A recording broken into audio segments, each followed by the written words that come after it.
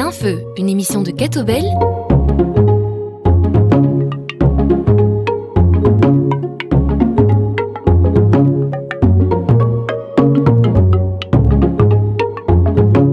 Bonjour, ravi de vous retrouver dans Plein Feu en compagnie d'Anne-Françoise de Baudras, journaliste de Kate Obel. Bonjour Anne-Françoise. Bonjour Manu et bonjour à tous. Et notre invité aujourd'hui, Luc Maréchal. Bonjour. Bonjour. Luc Maréchal, vous êtes président du groupe Église Wallonie, anciennement Mouvement Église Wallonie, que vous nous présenterez en détail dans la seconde partie de cette émission.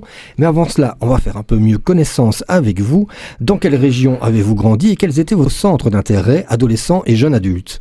J'ai grandi dans le Namurois et mes centres d'intérêt, outre l'école moyennement, c'était le scoutisme essentiellement. On se réunissait le dimanche, le mercredi, donc c'était vraiment l'activité hors école qui prenait le reste de ma semaine. Et une bande de copains là-bas aussi, j'imagine. Ah oui, toute une bande de copains, dont certains d'ailleurs restent des amis. Qu'est-ce qui vous plaisait dans l'activité scoutisme ? C'était une certaine autonomie. C'était aussi le côté nature, le côté liberté qu'on ne retrouve plus maintenant. Jeune CP de 17-16 ans, tous les mercredis, je partais 2-3 heures dans les bois avec les scouts. Voilà, les jeunes scouts. C'est quelque chose je rêve ça comme dans un autre univers. Parce que j'imagine mal mes petits-fils partir maintenant avec d'autres dans les bois, je ne sais pas trop où. Et donc ça, c'est un grand souvenir pour moi et un petit regret aussi pour les jeunes qui me suivent. Le scoutisme, c'est aussi la solidarité. Le souci de l'autre, ça a toujours été une priorité pour vous ? L'autre, oui. J'ai toujours bien aimé le fait de vivre en groupe. Bien que moi-même, je sois un peu en second rang, en quelque sorte. Je suis un secondaire. Donc, je n'étais pas un animateur en tant que tel, mais j'aimais bien participer à une vie de groupe et avoir certaines fonctions, mais qui n'étaient pas celles d'un chef. J'étais toujours un peu le numéro 2, le numéro 3. Mais ça, mais le fait de vivre en groupe était quelque chose pour moi d'important, que j'ai continué jusqu'à 30 ans. Parce que j'ai été chef scout jusqu'à 30 ans. Et donc, je partais comme ça dans le sud de la France et ailleurs avec des jeunes qui étaient, disons, 6-7 ans moins que moi.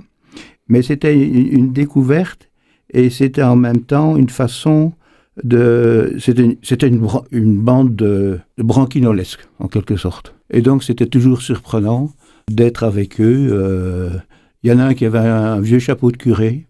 Il y en a un qui avait un transatlantique sur le dos. Et donc, ça faisait tout de suite une sorte d'humour comme ça, un peu décalé. Et je me rappelle qu'en Ardèche, on a traversé un camp nudiste. C'est nous qui étions gênés de nous trimballer comme ça dans cet univers-là. Et donc, c'était plein d'humour à la fois, mais c'était une très grande fraternité entre nous. Vous citiez tout à l'heure le fait que le scoutisme vous permettait une relation avec la nature. Est-ce qu'il y avait des valeurs religieuses derrière d'attachement à la création divine ? Pas à ce moment-là, non. J'étais enfant de cœur, mais ça ne générait pas chez moi cette vision-là. La nature était pour moi un endroit agréable, j'aimais bien y être, mais je ne faisais pas de lien.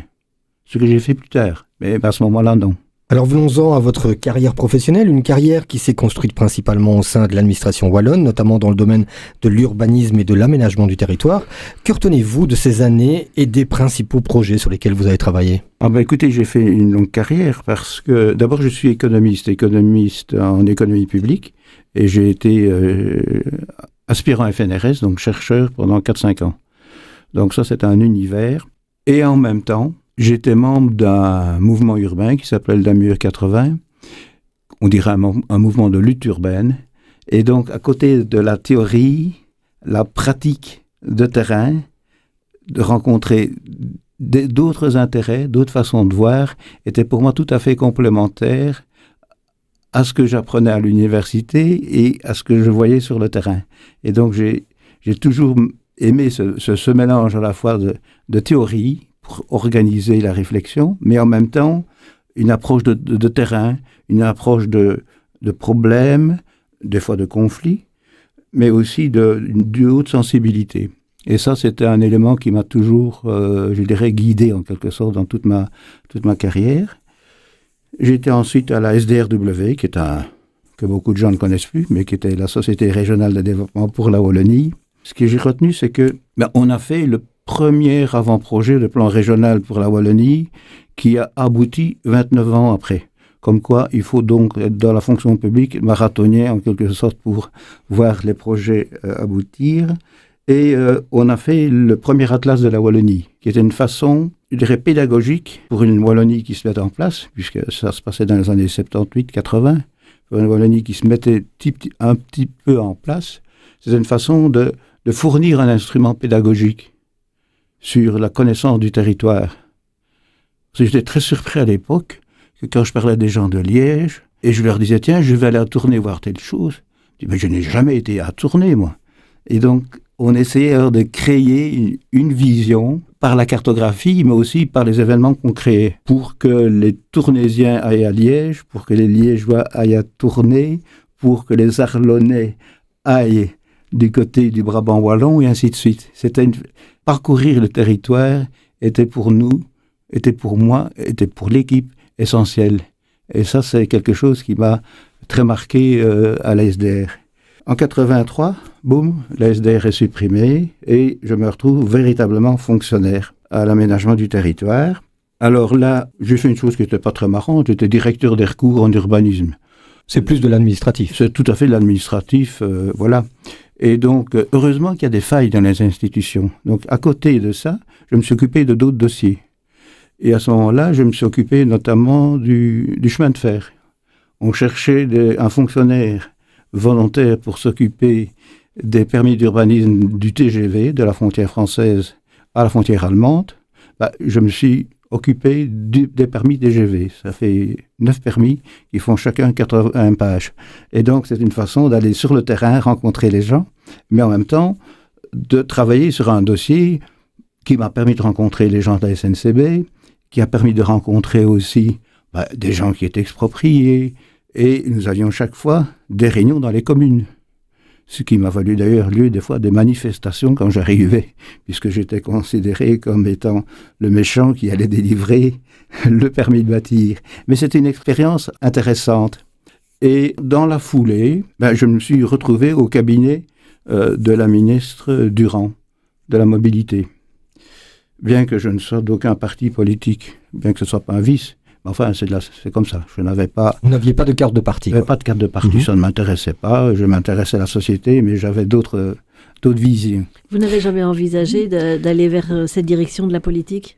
Non, mais je fréquentais beaucoup la politique et les hommes politiques, mais j'étais d'autant plus libre que je n'étais pas lié à un parti. Donc j'ai pu avoir, disons, des entretiens et des contacts qui n'étaient pas, je dirais, trop marqués par une orientation. Et donc, plus par les relations humaines, par une certaine compétence, malgré tout, ça permettait alors d'avoir un contact, et en faisant une belle séparation entre le politique et l'administratif. Alors, un petit exemple, je suis un des fondateurs du Ravel. Voilà, on est 3 fonctionnaires à avoir lancé le Ravel. On avait fait une carte de toute la Wallonie. Et alors, il y a certains dans l'équipe qui disaient « il faut qu'on fasse ce tronçon cette fois-ci ». Moi, je disais « ça, notre rôle, c'est d'établir les conditions techniques, l'infrastructure, qui est approuvée par le gouvernement, mais si tel ministre veut un Ravel dans telle zone, et c'était souvent son territoire, en quelque sorte, moi, je disais « c'est pas notre problème, c'est son problème à lui. Nous, le problème, c'est que tout le réseau se fasse. » Et de ministre en ministre, le réseau va se faire. Mais ça permettait de séparer les rôles. On n'entrait pas dans le domaine du choix du ministre, c'était sa compétence, qu'on ne mettait pas en question. Il dit, on ne met surtout pas ça en question, parce qu'on va se disputer bêtement, et on n'avancera pas. Donc ça, c'était une expérience qui m'a assez marqué. Vous étiez en train d'expliquer que vous avez travaillé donc avec la ministre Durand, et quelle était ensuite la suite de votre parcours ? Je suis rentré à l'administration. D'abord, elle n'a pas été jusqu'au bout de la législature du fait de conflits à propos des aéroports. J'ai bien apprécié de travailler avec elle. C'était quelqu'un qui disait vraiment ce qu'elle pensait. On discutait, elle acceptait la contradiction ou l'apport. Donc on avait une attitude de, je dirais, pas de soumission, mais de parole. Voilà. Et quand elle décidait, c'était décidé. Mais on avait discuté avant. Et donc ça, c'était une belle expérience, 2 ans à peu près, pas plus. Un dossier sur lequel j'ai beaucoup aimé travailler, c'est les dossiers européens. Pendant 10 ans, j'ai été membre d'une commission, je vous passe les sigles, commission au niveau de la direction générale Regio, qui s'occupe donc des fonds structurels et de l'aménagement du territoire. Et j'ai travaillé pendant 10 ans, ce qui m'a permis de rencontrer, au fur et à mesure de l'agrandissement de l'Europe, 27 États.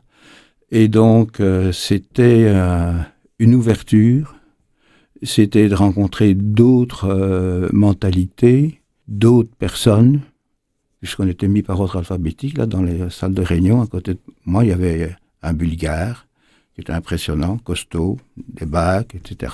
C'était un autre univers. Et on avait chaque fois, à côté, il y avait les Français qui étaient plus grandes écoles, etc. Et donc, il y avait toutes les variétés européennes qui étaient là. Et ça permettait donc d'avoir une autre vision de la diversité européenne. Et dans ce cadre-là, alors, on travaillait sur toute une série de dossiers qui ont d'ailleurs permis d'élaborer ce qu'on appelle, c'est du jargon, ça, le schéma de développement de l'espace régional, mais c'est la première fois qu'il y avait un schéma qui organisait la structure de l'ensemble de l'Europe. Et donc ça, c'est une belle expérience, je dirais à la fois dans le domaine de l'aménagement du territoire, mais une belle expérience aussi à la fois humaine et à la fois technique. Humaine, je me rappelle, c'était avant la présidence belge, il y avait les Suédois. Et donc on avait été invité à l'ambassade de Suède. Et à un moment donné, ça commençait à 5 heures, on prenait, pas beaucoup, un petit verre, et puis quelques apéritifs, mais plutôt suédois, du poisson, etc. Et puis à 8 heures, le représentant suédois nous dit, écoutez, maintenant, nous partons, parce que c'est la fête de la lumière en Suède. Et donc, voilà, la réception est terminée. Nous prenons l'avion et nous retournons dans nos pays, parce que nous, la fête de la lumière, c'est vital, on ne veut pas la manquer. Donc ça, c'est des éléments humains qui sont intéressants à percevoir lorsqu'on a à la fois le nez dans des dossiers tout à fait techniques, et en même temps de rencontrer des personnalités différentes et avec un autre rythme aussi. Parce que, bon, la fête de la lumière en Wallonie n'est pas un élément important, pas la même importance qu'en Suède ou en Finlande. Alors, Luc Maréchal, les valeurs les plus essentielles pour vous, quelles sont-elles ? La première, c'est la modestie et la nuance. Alors, la nuance, je n'utilisais pas ce terme avant, mais j'ai lu un très beau bouquin de Jean Birenbaum.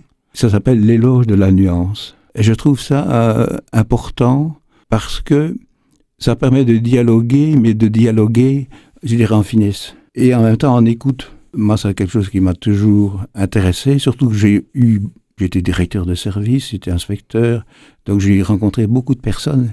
Et donc, le fait d'écouter, de comprendre la logique de l'autre, d'avoir aussi une position, mais qui permet aussi de remonter dans le fil conducteur de la pensée de l'autre est quelque chose d'important. Et donc, pour moi, ça, la modestie et la nuance est quelque chose de primordial.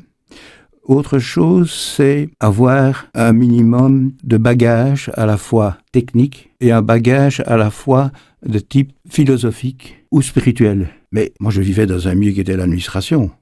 Donc, il y avait des gens de toutes les tendances, et donc, il ne s'agissait pas, là, de faire du prosélytisme, mais il fallait être à l'écoute de ces différentes perceptions, de ces différentes façons de percevoir les choses, et je trouve que ça, c'est un élément important d'être sensible à la diversité.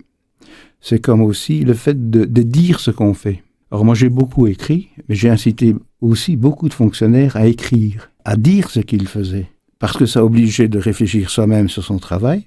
Mais je me disais, mais dans le fond, on n'écrit rien sur le travail de l'administration. Comment est-ce qu'on gère tel type de dossier? Pourquoi est-ce qu'on a fait telle chose? Dans quel esprit? Je trouve que ce sont des éléments importants à communiquer. D'ailleurs, on publiait ça des fois dans les revues. Mais ce sont des documents qui sont aussi des bases, je dirais, d'une mémoire, qui peuvent être utilisés par d'autres. Et ce travail de mémoire, il faut vouloir le faire. Si on ne décide rien, ben vous aurez des notes administratives, vous aurez des plans de réforme de l'administration faits par de nombreux bureaux d'études qui vont s'entasser, mais qui ne créent pas, je dirais, le tissu véritable d'une institution, d'une administration. Luc Maréchal, on va marquer une petite pause en musique et on vous retrouve juste après pour parler de Église Wallonie, donc le groupe Église Wallonie dont vous êtes président. On se retrouve dans un instant. Si vous nous rejoignez dans plein feu, notre invité aujourd'hui est Luc Maréchal, ancien haut fonctionnaire à l'aménagement du territoire et l'urbanisme au sein de la région wallonne et aujourd'hui président du groupe Église Wallonie. Luc Maréchal, dans la première partie de cette émission, vous nous avez parlé de votre enfance, de votre carrière professionnelle aussi. Votre rapport à la spiritualité, votre relation à la foi, comment a-t-elle évolué au cours de votre vie? Au début, je ne peux pas dire que j'étais très actif. C'est un peu les circonstances de la vie. Ce qui m'a fait avancer, c'est de participer à un mouvement qui s'appelle le GREF, Groupe de recherche et d'expression à la foi, qui avait été créé par Monseigneur Charrue. Et qui était, ça c'était 3 ans, et c'était composé dans le fond de lectures de textes de l'Évangile, mais autour duquel on discutait avec un exégète ou avec un théologien. Mais c'était très ouvert. Il y avait un animateur qui était là pour éviter que prenne trop la parole ou que l'expert prenne trop la parole ou qu'il ait une parole qui soit un peu bloquante. Et donc c'était trois années qui étaient vraiment très très riches et qui ont été une grande découverte pour moi. Malheureusement, le greffe a disparu, mais ça c'est pour d'autres raisons.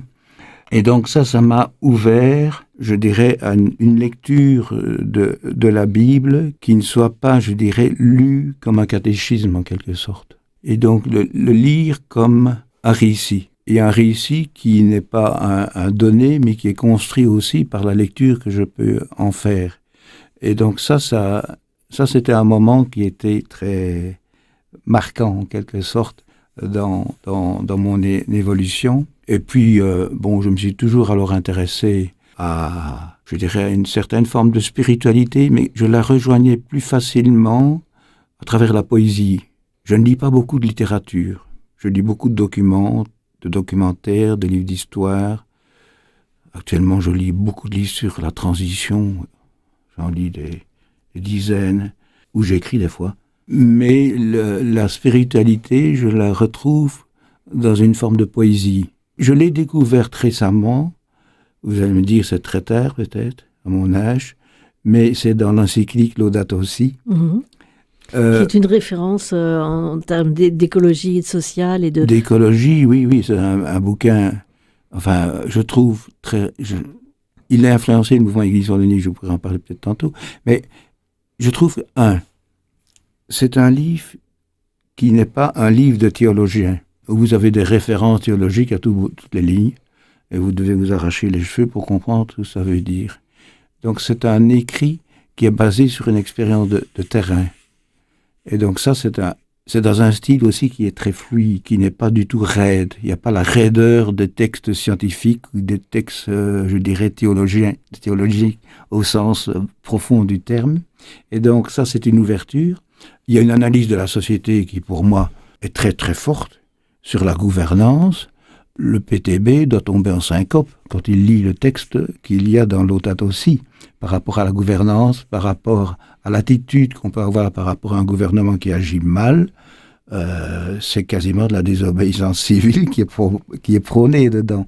Donc c'est une très grande ouverture, une très grande sensibilité justement à l'état de la planète, inspiré par le GIEC et par le monde scientifique. Et c'est ça qui est intéressant aussi, c'est basé sur le monde scientifique, mais qui va au-delà du monde scientifique et qui aborde les problèmes économiques. Donc on abandonne la physique, la climatologie pour aborder les problèmes économiques, les problèmes d'inégalité, les problèmes, le mot n'est pas utilisé, mais il apparaît quand même. Les plus riches, les surprofits, il y a des phrases très très très fortes.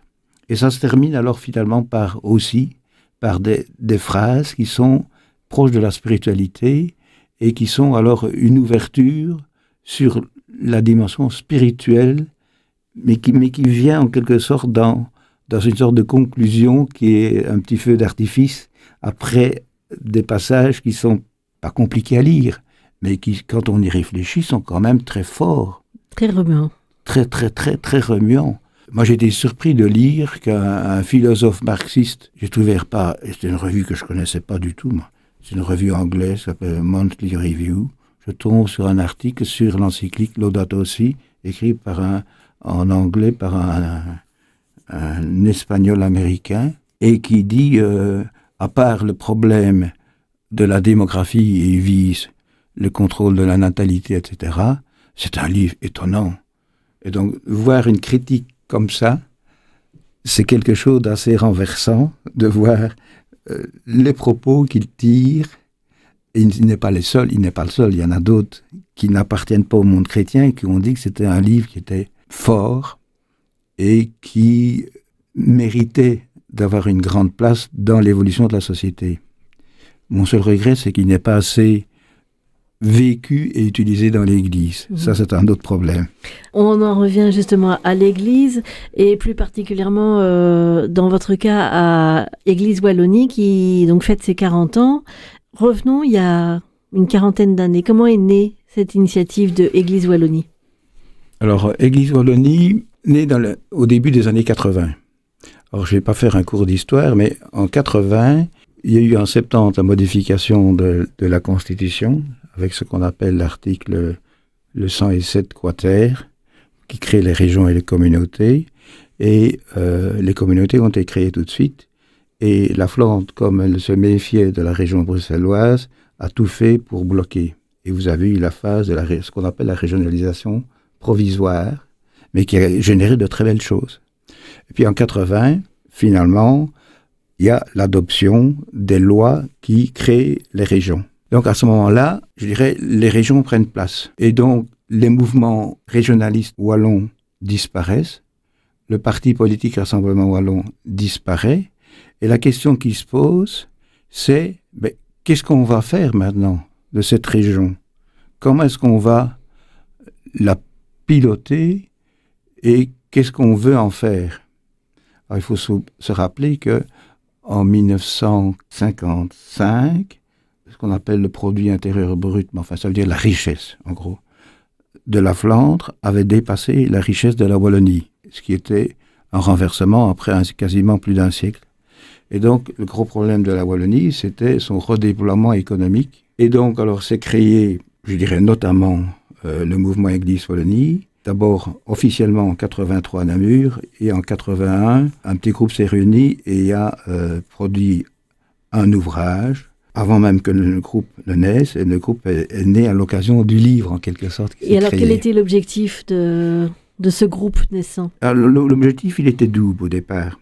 L'objectif était, d'une part, de convaincre l'Église, à la fois dans les pratiquants, mais dans sa structure, de la régionalisation.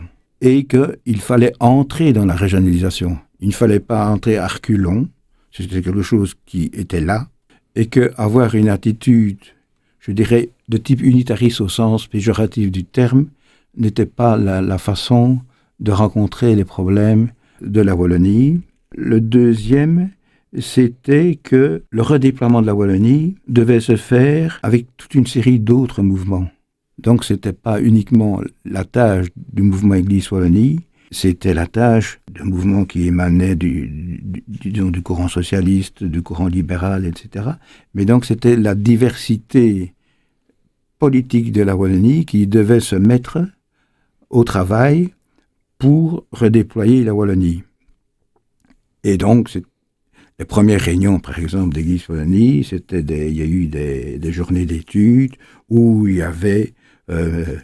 Van der Missen qui venait de la FGTB, il y avait d'autres qui venaient de la CSC, etc., de façon à alimenter la réflexion.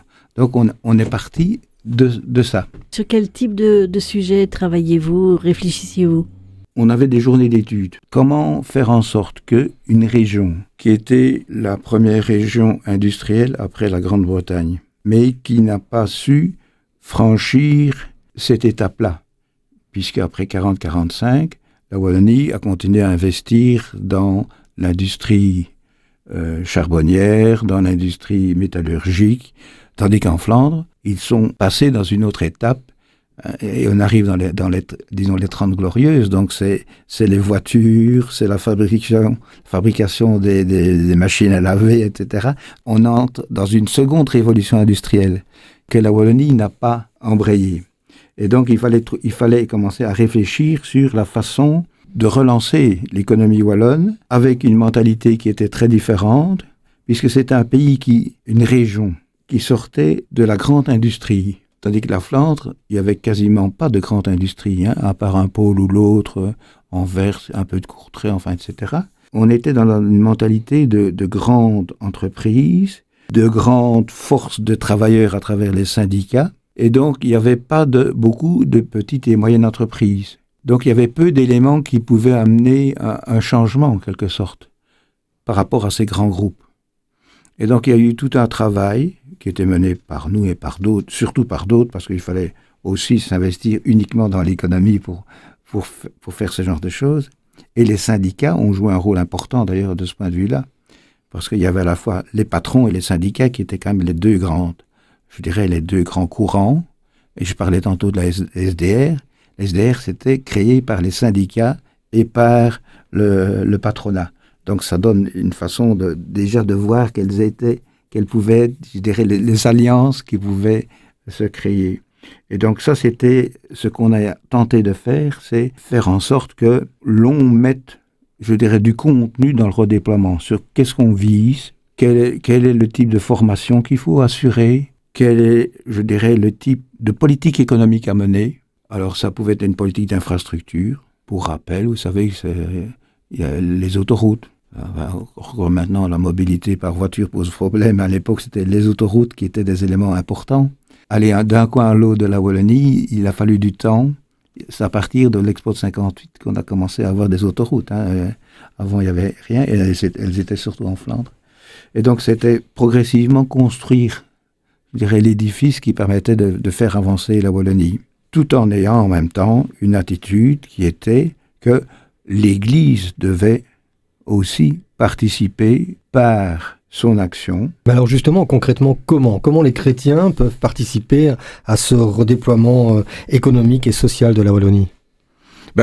Une première chose, c'était d'abord que l'institution elle-même bouge.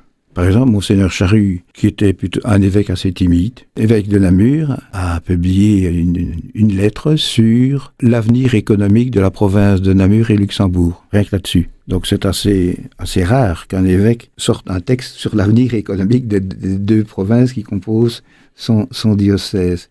Donc on était assez proche du fait que l'Église, c'était pas simplement un lieu de culte, au sens restreint du terme, mais c'est un lieu aussi où l'on inscrit une solidarité qui fait que on essaye de rencontrer les problèmes qu'il y a dans la société, en ayant en tête que on a une vision qui est contre les inégalités, on a une vision qui est basée sur une certaine forme de spiritualité, mais également sur le fait aussi d'une certaine modération déjà à l'époque, on ne parlait pas de sobriété, mais dans l'usage des biens.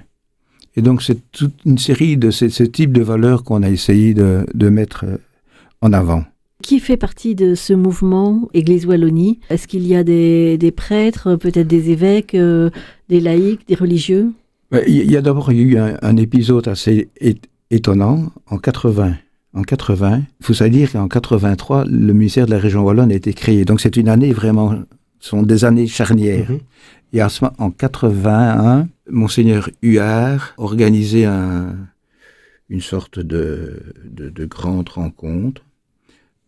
Et dans les conclusions, il y avait, je dirais, quelque chose qui était assez intéressant dans les actions proposées. C'est-à-dire qu'il fallait une meilleure information sur la situation économique et sociale et financière de la Wallonie, insister sur la réalité et, pour réaliser cette action, une rencontre avec les doyens principaux des autres diocèses wallons pour assurer la présence de l'Église en Wallonie. Ça, je trouve ça assez étonnant. En 80, ça se dit. La deuxième chose, c'est être capable d'adapter les structures de l'Église à la régionalisation politique de la Wallonie et de promouvoir une pastorale adoptée à la réalité wallonne. C'est ce que dit Église Wallonie. Voilà. La volonté, c'était surtout de faire bouger le clergé en tant que tel. Ça a duré 10 ans. Et à un moment donné, il y a eu des tensions avec l'épiscopat parce que l'épiscopat craignait que on porte atteinte à l'unité de la Belgique et aux institutions. Et que les évêques confirmaient que le groupe pouvait continuer son action, mais sans s'ouvrir aux laïcs et sans revendiquer l'approbation épiscopale. Voilà. Donc c'était un peu restreint. Mais ça a duré pendant 10 ans. Et après 10 ans, ceux qui animaient ces différents groupes, qui n'étaient pas nécessairement des doyens, mais enfin, il y avait beaucoup de prêtres en tant que tels, avec quand même de temps en temps des réunions avec des gens comme Michel Kévy, qui a écrit un bouquin sur le déclin de la Wallonie, avec Robert Dont, qui à l'époque était secrétaire national de la CSC. Il y a eu quand même une série de rencontres. À un moment donné, ils se sont dit en 92, on arrête et on fusionne avec Église Wallonie. Parce que finalement, je dirais que la démarche était la même. Il n'y avait pas de raison d'avoir les laïcs d'un côté et des prêtres, encore que dans Église Wallonie, il y a eu tout de suite des prêtres. Par exemple, si je prends Tony Danis, qui était aumônier du MOC, dès le départ, il était aussi à Église Wallonie. Donc il y a eu une fusion des deux. Ce qui a enrichi d'ailleurs la démarche d'avoir des prêtres. Moi, je me rappelle les doyens de Charleroi, c'était quand même des rencontres fortes. Des doyens bien inscrits dans leur territoire, donnent, comme le doyen Lisi, qui est décédé, mais qui avait une connaissance du territoire de la métropole de Charleroi, qui était très, très, très forte, qui était aussi quelqu'un de sens, mais en même temps de conscience des réalités. Et donc, là, il y avait donc, je dirais, un mélange qui était assez passionnant à suivre. Et plusieurs fois, on était le voir, d'ailleurs, parce que c'était cette approche-là qui permettait de rencontrer les gens dans leur réalité, et faut dire qu'à Charleroi, la réalité pouvait être dure. Et je crois qu'elle l'est encore d'ailleurs dans certains quartiers. Certainement. Je propose qu'on marque rapidement une seconde pause musicale, et puis on se retrouve pour la troisième et dernière partie de cette émission. Tout de suite. Nous sommes dans l'émission Plein Feu avec monsieur Luc Maréchal. Nous avons présenté tout à l'heure le lancement du mouvement Église Wallonie, et récemment le mouvement s'est transformé en groupe Église Wallonie. Qu'est-ce qu'implique ce changement de nom ? Est-ce qu'il y a un changement d'orientation ou de mission qui sont validés par ce changement de nom ? En fait, la démarche est assez claire. Je dirais qu'il y a un vieillissement du mouvement. Voilà. Il n'y a pas de jeunes. Il y a beaucoup de membres qui sont décédés. Et donc, en juin 2022, on s'est demandé, on arrête ou on continue ? Et la décision a été de dire, on continue, mais avec un programme d'action qui est à la mesure de nos moyens financiers et humains. Moyens financiers, on a quand même un site internet. Et alors, on s'est dit, le premier objectif, c'est de faire quelque chose de concret, pour ne pas commencer à vaticiner un peu dans tous les coins. Et donc, c'est de faire un bulletin. Alors, on a fait un bulletin, dont le premier numéro est sorti, qui était diffusé par Internet en 150 exemplaires. Le bulletin traduit assez bien, je dirais, la philosophie qu'on a. 1, on veut être plus proche de l'actualité. Et 2, on veut aussi, je dirais, traiter de l'Église en tant que telle, sous l'angle, je dirais, des innovations dans l'Église, et puis le réchauffement climatique, globalement, je dirais, Laudato Si, voilà. On s'est fixé comme objectif, d'abord dire, on a 40 ans derrière nous, on a acquis quand même beaucoup d'expérience, de matériaux, etc. Ça, on ne le jette pas, on le garde. On le garde pour l'utiliser. Alors on s'est fixé comme objectif, donc, d'abord d'être près de l'actualité. Donc on s'est dit, premier objectif, c'est horizon 2024 des élections. Dans le bulletin, on dit, le premier objectif, c'est 2024, il y a des élections à tous les niveaux, et ça risque d'être chaud. Voilà. Alors on n'a pas encore été plus loin, mais on s'est dit, là, on va faire quelque chose. Alors on a dans l'air, mais ça n'a pas encore été décidé, peut-être de faire un mémorandum pour dire, voilà, qu'est-ce qu'il faudrait faire après 2024 et sortir ça avant les élections. Ça, c'est un des éléments. Un autre élément, c'est l'urgence climatique. On a fait, je dirais, un relevé des derniers échos sur le réchauffement climatique.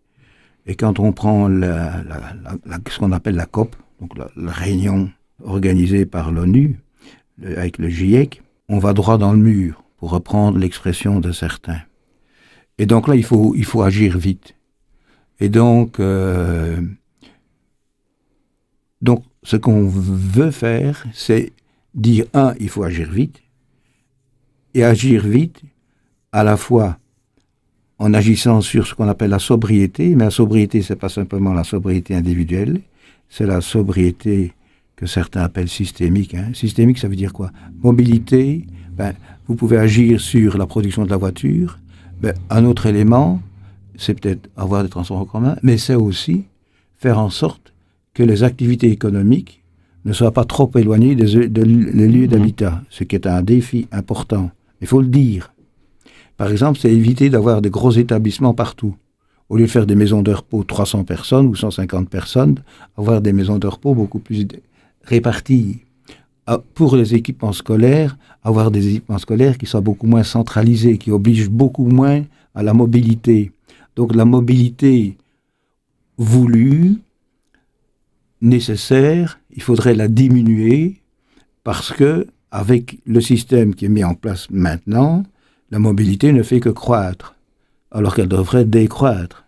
Et donc là, ce sont des éléments très précis qu'on voudrait nous sortir, des faits précis. Alors, on se doute qu'il y a beaucoup de chantiers, mais quels sont vos moyens d'action, aussi bien en termes d'urgence climatique, sur les questions mobilité et en perspective des élections? Comment pouvez-vous faire entendre une voix en tant que groupe Église Wallonie? On procède beaucoup par lecture et par fréquentation de différents groupes. Et donc, c'est comme ça que l'on agit. On n'est pas, je dirais, des groupes spécialisés. Si vous prenez le problème de la mobilité, vous avez des groupes qui travaillent sur la mobilité. Si vous prenez des groupes qui travaillent sur l'alimentation, vous avez des groupes qui travaillent sur les ceintures alimentaires, sur les court-circuits, etc. Donc l'idée, c'est de montrer ce panneau-là, mais aussi d'indiquer les voies sur lesquelles on doit agir. Par exemple, j'aurais parlé de mobilité. La mobilité est un des éléments essentiels si on veut diminuer, je dirais, les émissions de CO2. Ça, c'est un élément très, très concret. Un autre élément, c'est d'agir sur... Je prends le discours politique. Actuellement, on dit, certains disent, il faut diminuer les dépenses publiques et il ne faut pas d'impôts. Voilà.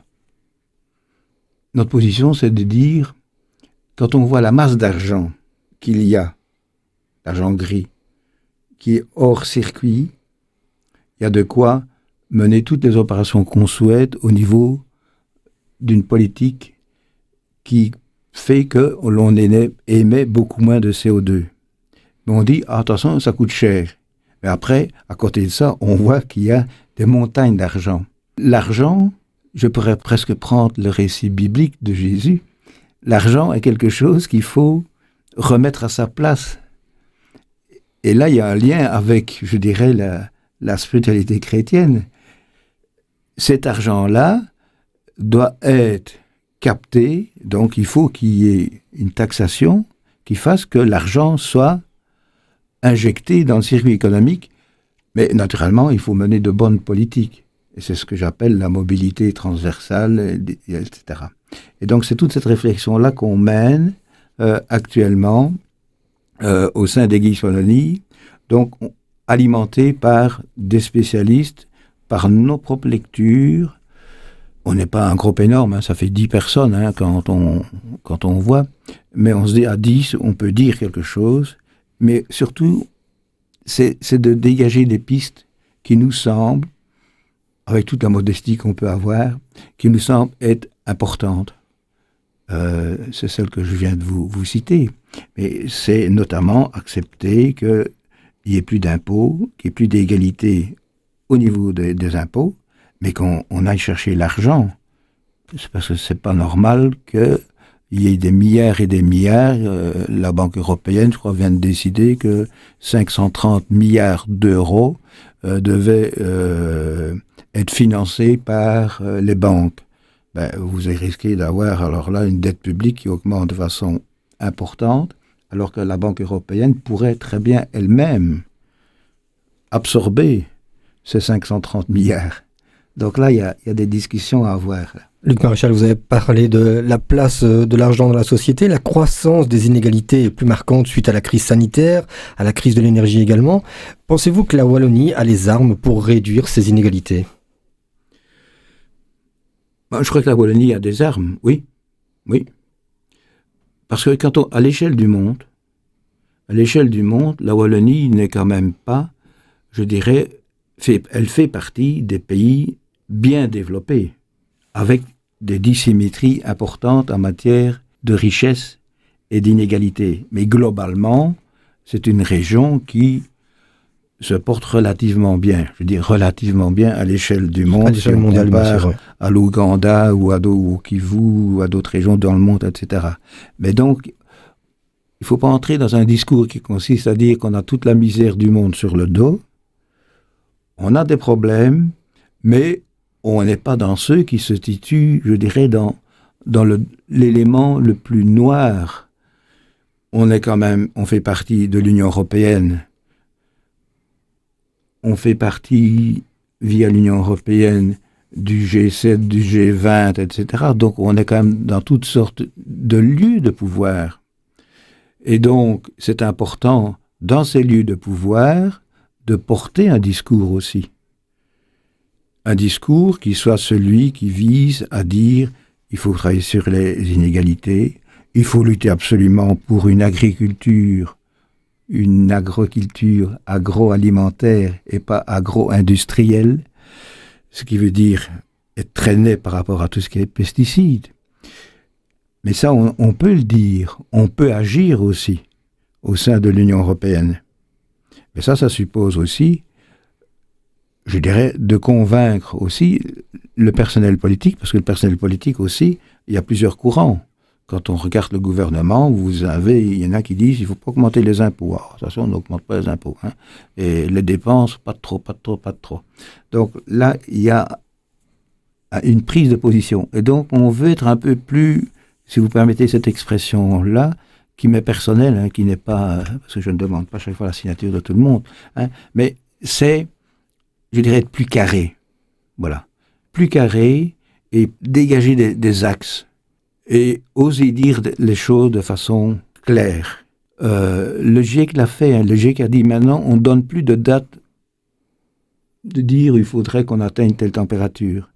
Le GIEC a dit, on ne donne plus de date parce que c'est tout de suite qu'on doit agir. C'est maintenant qu'on doit agir. Et donc, pour beaucoup de problèmes, c'est maintenant qu'on doit agir. Et c'est maintenant qu'on peut construire notre avenir radieux. Et c'est maintenant qu'on doit le faire. Luc Maréchal, on entend bien qu'il y a urgence à agir dans beaucoup de domaines, qu'il y a beaucoup de chantiers qui sont en cours et que vos réflexions sont bien utiles justement pour mener ce travail.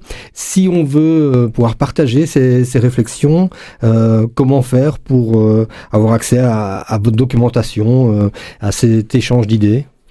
Alors, le bulletin, il est gratuit. Ça, c'est un changement. Enfin, avant, il fallait être membre, mais enfin bon. C'est gratuit. On a une adresse postale, 20 rue Plémont à Namur, et info@église-wallonie.be, et il y a un site qui s'appelle église-wallonie.be. Et c'est là que vous trouverez toute l'information. Et on est en train d'ailleurs de le mettre à jour pour le rendre beaucoup plus carré, pour reprendre mon expression. église-wallonie.be, c'est bien retenu. Merci beaucoup Luc Maréchal de nous avoir partagé toutes ces informations et votre vision aussi de la société wallonne en particulier. Merci Anne-Françoise de Baudra d'avoir préparé cette émission avec moi et on vous retrouve très bientôt dans Plein Feu. Au revoir.